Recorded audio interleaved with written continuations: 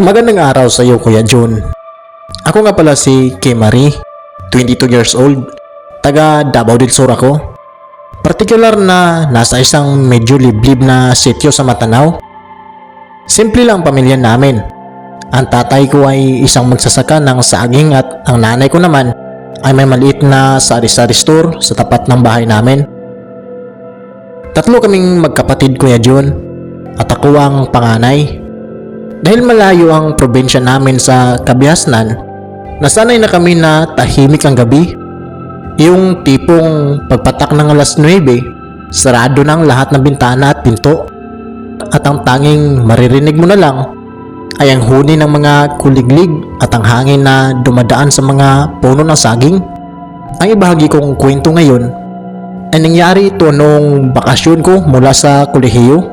Hanggang ngayon kasi, tuwing naalala ko ito, nilamig pa rin ang buong katawan ko. Hindi ito tungkol sa karaniwang multo na nakikita sa pelikula. Mas malalim ito, parang may mali sa mismo naming paligid na hanggang ngayon ay hindi ko maipaliwanag. Nagsimula ang lahat noong tag-init ng taong iyon. Sobrang init ng panahon sa Davao del Sur.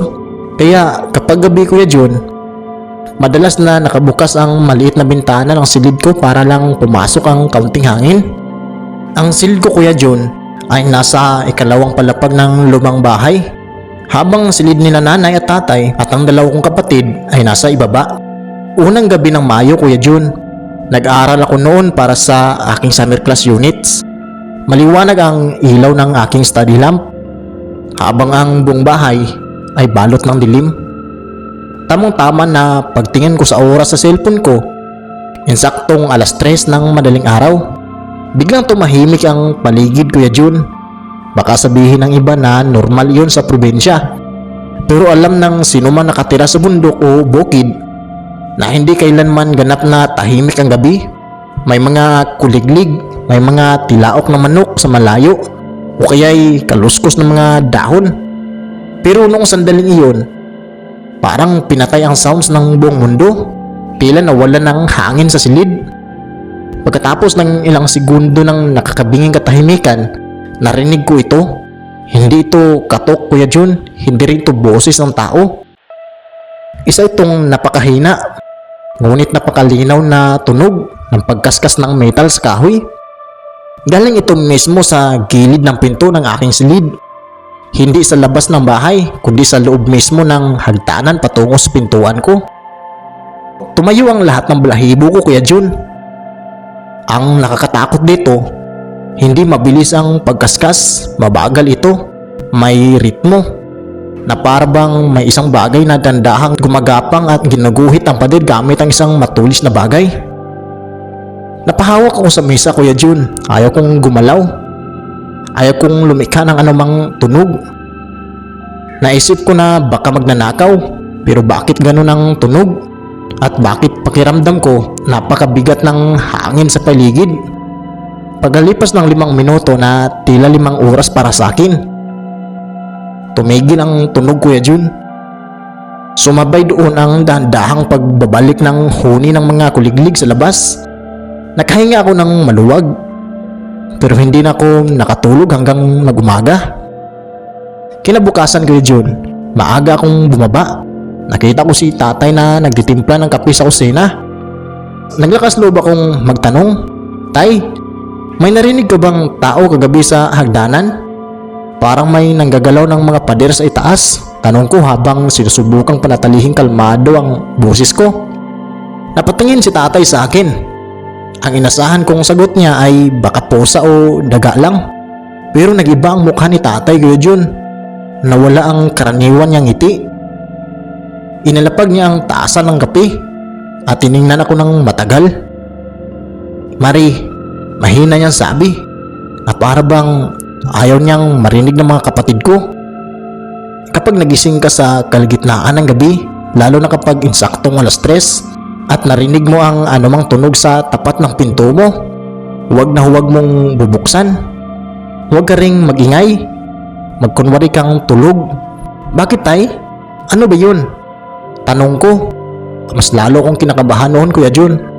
Umiling lang si tatay. Basta sundin mo ang sinasabi ko. hindi lahat ng nandito sa paligid natin ay tao. Ang sagot ni Tatay Kuya Jun ay hindi nagbigay ng linaw. Lalo lang nitong pinalaki ang takot at misteryo sa isip ko. Bakit alam ni Tatay? Nangyari na rin ba to sa kanya?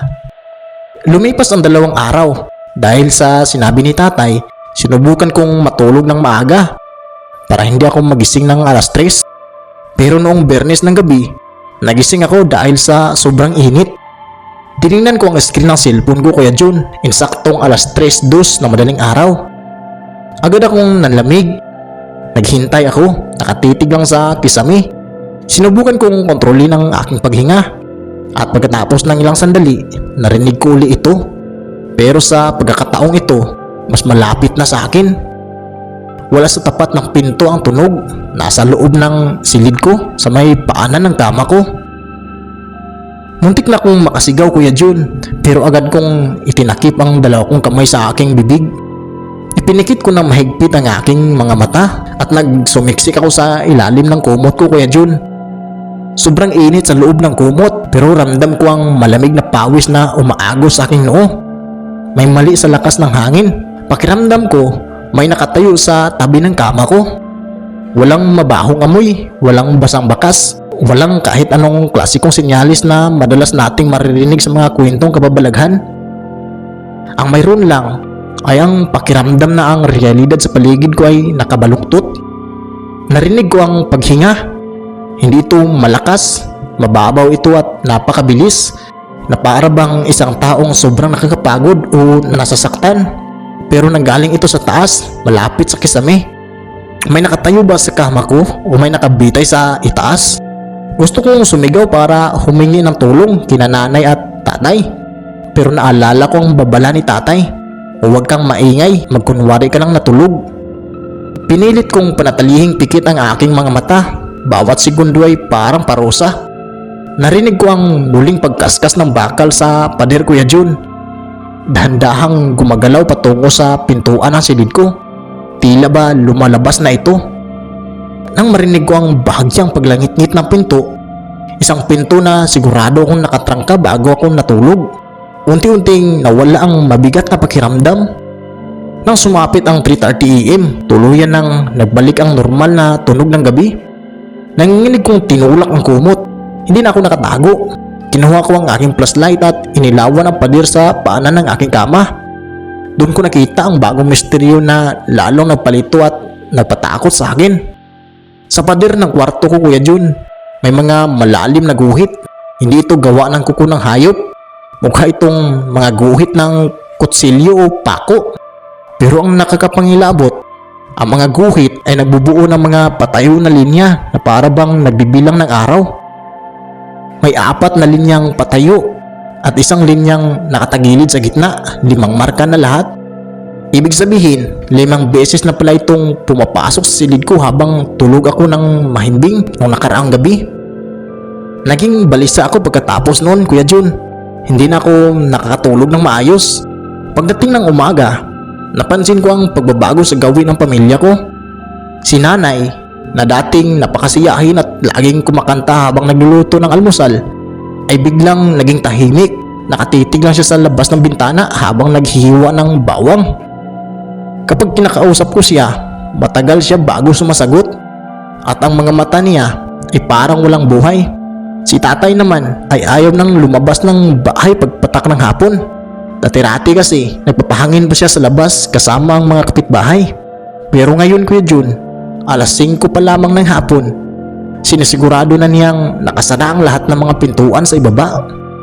Isang hapon nun, Kuya Jun, habang nagtitingin ako sa maliit na tindahan ni nanay, may bumiling kapitbahay, si Aling Rosa.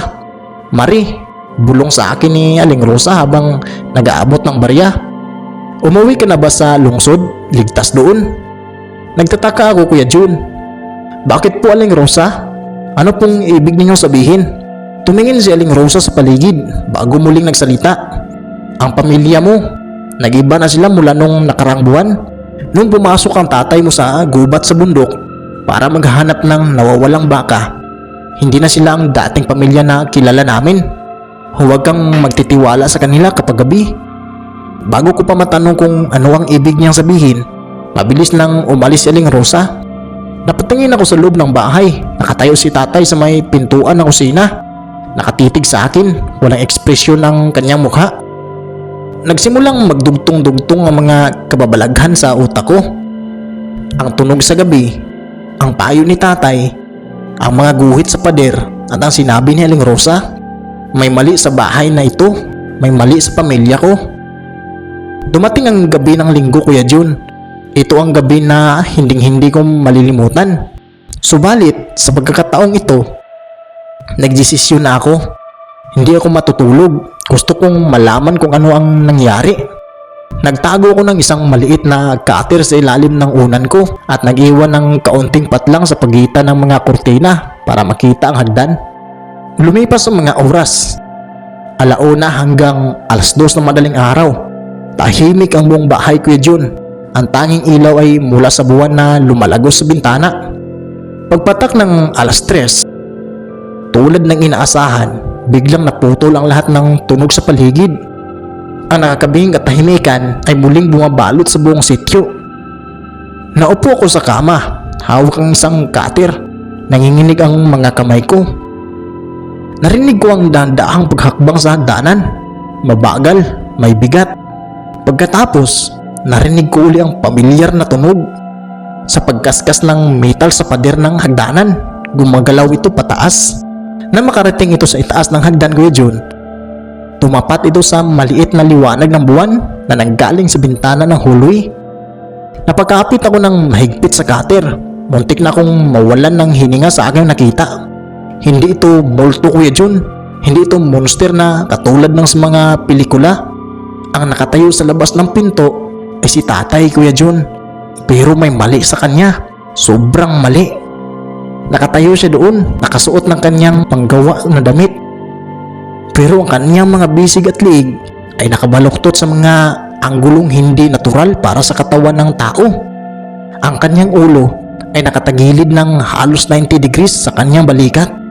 Sa kanyang kaanang kamay, hawak niya ang isang lumang pako na galing sa bakod.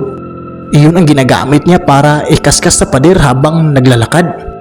At ang pinaka nakakatakot, Kuya Jun, ang kanyang mga mata, nakadilat ito ng napakalaki, walang kukurap-kurap at nakatitig ng diretso sa pintuan ko. Ang kanyang bibig ay bahagyang nabukas at mula roon ay lumabas ang mababaw at mabilis na paghinga na narinig ko nung nakarang gabi. Dandahan siyang lumapit sa pinto ng silid ko, Kuya Jun. Inilagay niya ang kanyang mukha sa patlang sa ilalim ng pintuan. Ramdam ko ang kanyang presensya sa kabila ng kahoy. Pagkatapos, nagsalita siya, Kuya Jun. Pero hindi ito ang boses ng tatay ko. Isa itong basag, walang emosyon at parang mekanikal na boses na tila ba nanggagaling sa ilalim ng lupa. Marie, alam kong gising ka. Buksan mo ang pinto. Malamig sa labas. Nanigas ang buong katawan ko, Kuya Jun. Ang dugo sa mga ugat ko ay tila nagigilo. Naalala ko ang sinabi niya sa akin, kapag narinig mo ito sa insaktong 3:00 na madaling araw, huwag na huwag mong bubuksan ang pinto. Nalilito ang utak ko, Kuya Jun. Ang taong nag-alala at nagbabala sa akin ay ang mismong taong nakatayo ngayon sa labas ng pinto ko at nagtatangkang pumasok. Marie, buksan mo to. Ulit na boses. Sa pagkakataong ito, Kuya Jun, narinig ko ang isa pang boses sa ibaba ng hagdan. Nagsimulang itinulak ni tatay ang pinto, hindi malakas na hampas, kundi isang tuloy-tuloy na mabigat na diin. Ang kahoy na trangka ng pinto ko ay nagsimulang tumutunog at gumagalaw. Umiyak ako ng walang tunog, Kuya Jun. Nanalangin ako sa lahat ng santong alam ko. Pinikit ko ang aking mga mata habang hawak ang cutter.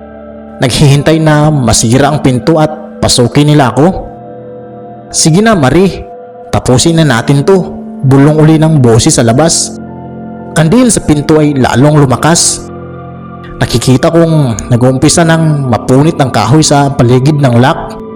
Handa na akong lumaban gamit ang maliit na cutter, kahit alam kong wala akong laban. Pero saktong 3:15 AM, tumunog ang alarm clock sa mesa ko. Sa isang iglap, huminto ang lahat. Nawala ang diin sa pinto. Narinig ko ang mabilis at magulong mga yabag ng paa na bumababa sa hagdanan, na para bang mga hayop na tumatakbo pabalik sa dilim. Sumunod doon ang malakas na pagbabalik ng mga hangin at huni ng mga kuliglig.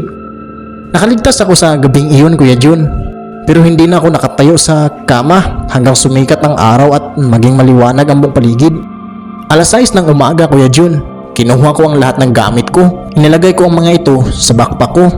Ayaw ko nang magpalipas ng isa pang gabi sa bahay na iyon. Nang bumaba ako sa kusina, nakita ko si nanay at tatay. Nagluto si nanay, si tatay naman ay nagbabasa ng dyaryo habang umiinom ng kape. Mukha silang normal, Kuya Jun. Mukha silang mga magulang ko na pinalaki ako mula noong bata pa ako. Mari, maaga ka atang naging paki.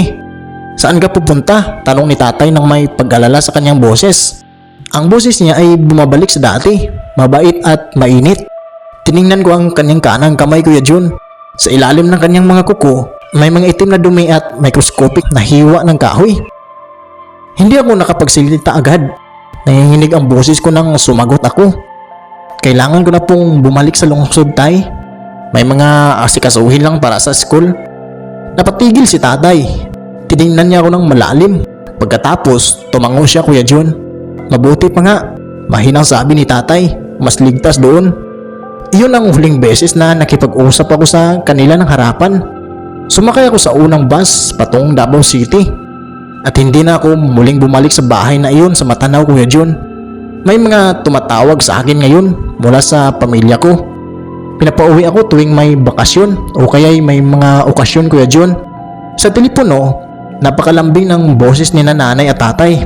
Para lang silang mga karaniwang magulang na nasasabik na makita ang kanilang mga anak. Pero hindi na ako babalik doon, Kuya Jun. Dahil alam ko ang katotohanan. Ang mga taong nakatira sa bahay na iyon, ang mga taong nagpapanggap na pamilya ko tuwing umaga, ay hindi na mga taong nakakilala sa akin. At tuwing sasapit ng alas 3 ng madaling araw, Kuya Jun, dito sa inaarkilahan kong apartment sa lungsod, sinasuri ko muna ang pinto ko bago ako matulog. Dahil alam ko, hindi lang sa lumang bahay na iyon nanggagaling ang tunog. Kapag narinig mo ang pagkaskas ng bakal sa labas ng pinto mo sa kilagitnaan ng gabi, pakiusap, Kuya Jun, at sa lahat ng iyong tagapakinig, huwag niyong buksan ito. Dahil kapag binubuksan ninyo iyon, hindi nyo na malaman kung sino o ano talaga ang kasama ninyo sa loob ng bahay. At yun ang kwento ni Marie, mga kaibigan, na mula pa sa Davao del Sur.